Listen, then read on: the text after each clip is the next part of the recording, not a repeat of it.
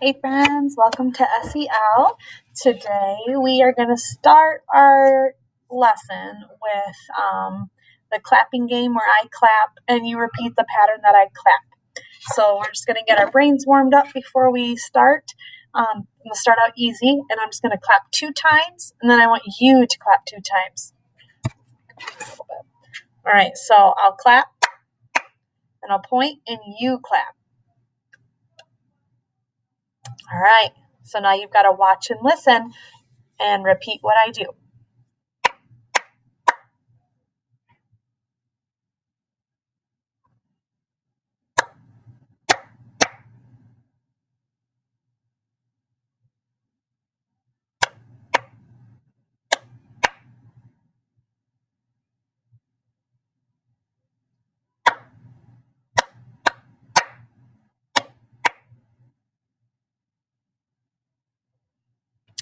All right, I would do some padding too on my legs, but it's hard for you to see me. So I think that that's good enough for now. I think our brains are a little bit warmed up.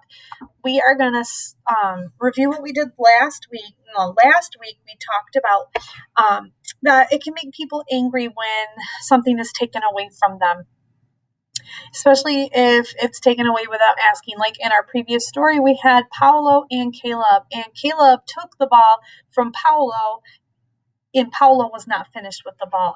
So Paolo was quite angry at him, and he had to calm his body down and think of a solution. And he was able to say, Caleb, I was not done with that ball. Can I play with it? And then we could play together. So today we're going to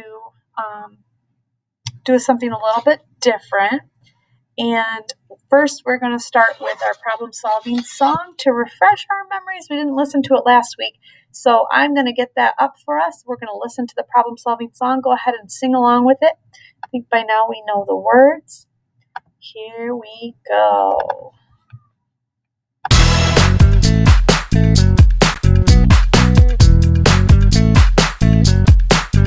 If I'm stuck and in trouble and I don't know what to do, there are 4 problem-solving steps that always help me through. Number 1, it's the S step. S, say the problem. What is the problem? Number 2, it's the T step. T, think of solutions. What can we do?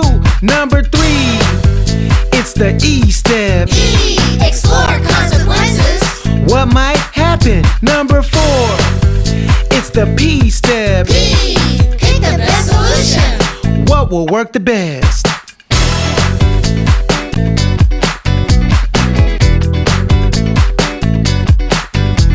So let's all remember the 4 problem-solving steps. Let's say them one time over so we never forget. 1, 2, 3, 4, S-T-E-P. What is the S step? Say the problem.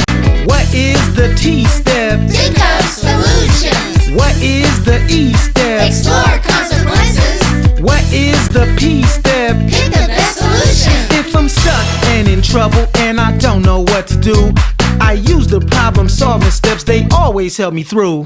'Cause I am a problem solver. I am a problem solver. I am a problem solver. I am a problem I said solver. I am a problem solver. I am a problem solver. I am a problem solver. I am a problem solver. S-T-E-P. S-T-E-P.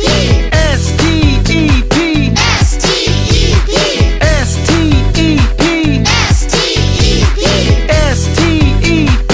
S-T-E-P.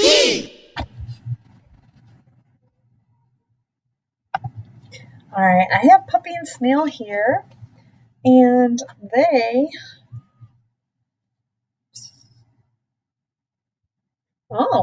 want to play a name game. How do you play that, Puppy? You're a slow down showdown. You're a puppy wuppy. You're a snaily whaley. Ha ha ha. You're a doggy woggy. You're a slimy climby. I don't think Snail liked that name. Maybe Snail has hurt feelings. I'm sorry, Snail. I didn't mean to hurt your feelings. I was only playing. Name games can be fun, but sometimes they hurt other people's feelings. When it hurts, we should stop and apologize.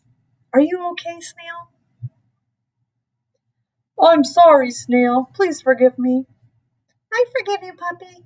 Let's go play. All right, so we're going to talk more about name calling that hurts feelings. I'm going to pull up our poster picture. Oops. Go. Here's our poster for the day, and this is Javon and Layla. They're having lunch at school. When Javon tried to open his milk, he dropped it and the milk spilled. Layla called him a mean name. Javon feels like crying. He feels like calling Layla a name. Think about how Javon feels. What do you think Javon feels? Sad? Maybe angry? Upset? Javon is upset. He feels like calling Layla a mean name. If he does, it might make things worse. Javon needs to calm his body down. He needs to put his hands on his tummy and say, stop, name his feeling, and maybe take a couple deep belly breaths. Javon was called a name that hurt his feelings. After he has calmed down, he's able to think of his problem-solving steps. The first step is to say the problem. What is the problem? Layla called him a mean name. He really has his feelings hurt.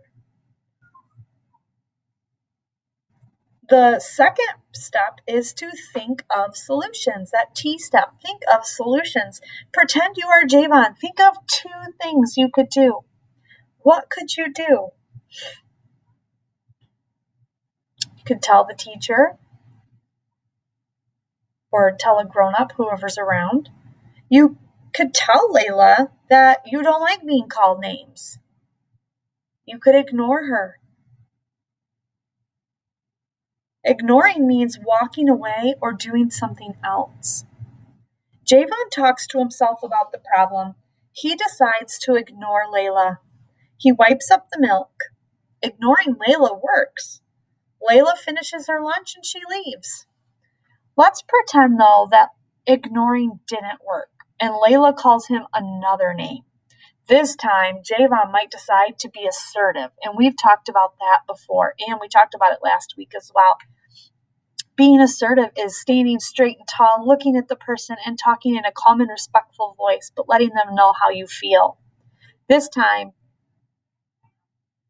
or what could Javon say in an assertive way? He could be assertive, but what could he say?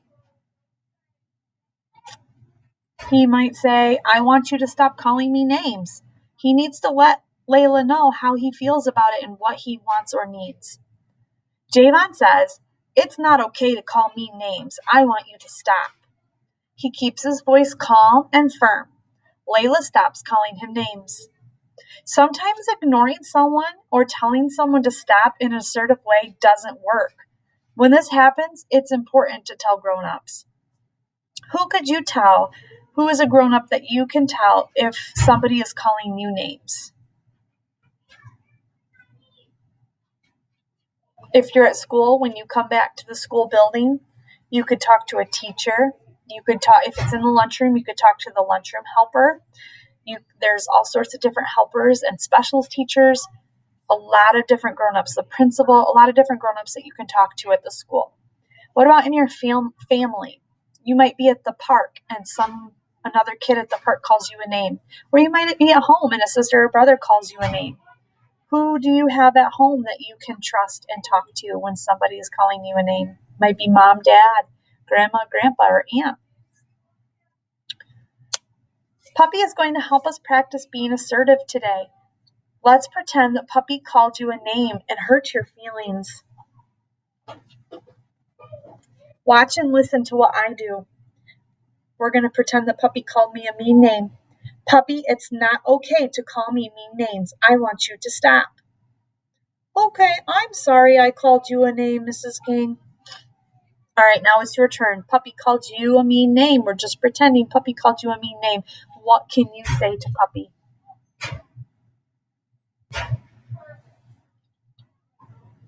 All right. And Puppy needs to apologize, right? I'm sorry I called you a mean name. I won't do it again. All right, so today we learned that mean names can hurt people's feelings. When this happens, you can ignore the person, walk away, or speak assertively. You've also learned that if it doesn't stop and the friend keeps calling you names, then you need to tell a grown up.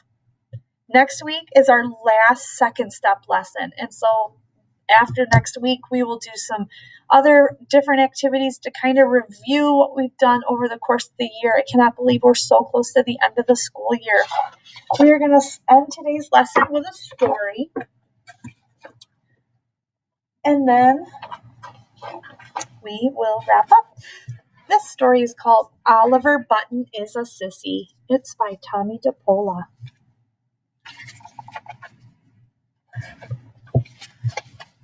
Oliver Button. Oh, I'm going to make myself big. I'm sorry. Oliver Button was called a sissy. He didn't like to do things that other boys were supposed to do. Instead, he liked to walk in the woods. He liked to read books and draw pictures. He even liked to play with paper dolls. And Oliver Button liked to play dress up. He would go to the attic and put on costumes. Then he would sing and dance and make believe he was a movie star. Oliver, said his papa, don't be such a sissy. Go out and play baseball or football or basketball, any kind of ball.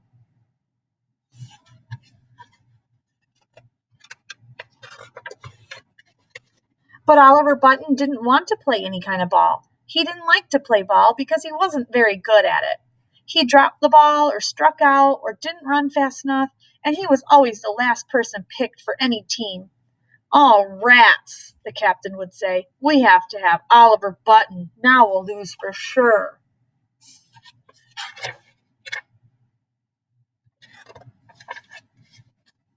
Oliver, said Mama, you have to play something. You need your exercise. I get exercise, Mama, said Oliver. I walked in the woods, I play jump rope, and I love to dance. Watch.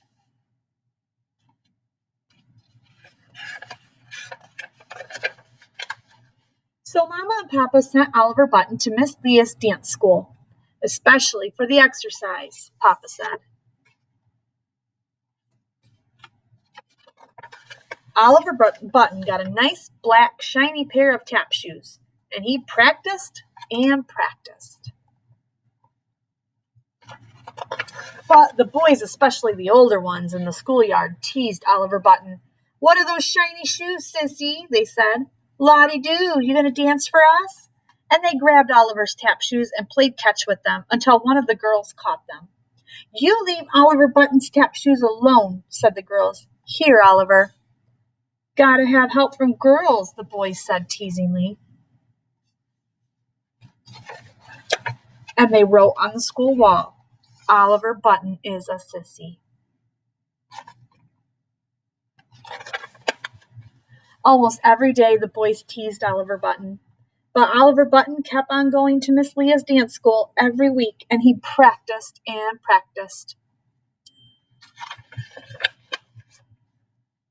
One day, a talent show was announced.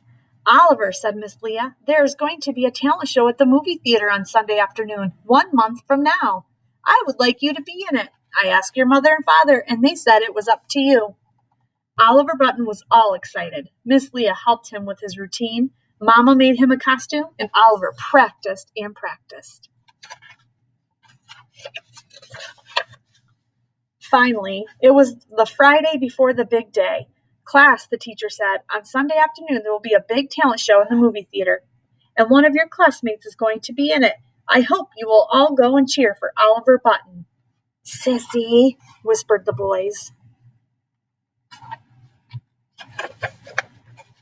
On Sunday afternoon, the movie theater was full. One after the other, all the acts were performed. There was a magician and an accordion player, a baton twirler, and a lady who sang about the moon, June, and kissing.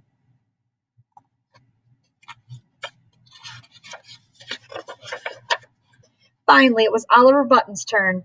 The piano player started the music, and the spotlight came on. Oliver Button stepped into it. Dum-de-dum, the music went. Dum-de-dum-de-dum. Oliver tapped and tapped. Dum-de-dum-de-dum-de-dum-dum. Oliver bowed, and the audience clapped and clapped. When all the acts were over, everybody came out on stage. The master of ceremonies began to announce the prizes. And now, ladies and gentlemen, the winner of the first prize, the little girl who did the beautiful baton twirling, Roxy Valentine. The audience cheered and whistled. Oliver Button tried not to cry. Mama, Papa, and Miss Leah gave Oliver big hugs. Never mind, said Papa. We are taking our great dancer out for a great pizza. I'm so proud of you. So are we, said Mama and Miss Leah. Monday morning, Oliver Button didn't want to go to school. Now, Oliver, Mama said, that's silly. Come on and eat your breakfast. You'll be late. So Oliver went to school. When the school bell rang, Oliver Button was the last to go in.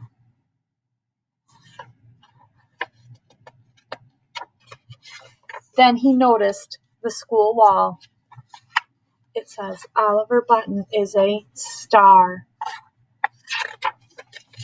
There he is, dancing on the stage. So, boys and girls, Oliver decided to do ignoring. And ignoring did work, though his feelings were quite hurt throughout that whole story because those boys at school were not treating him kindly.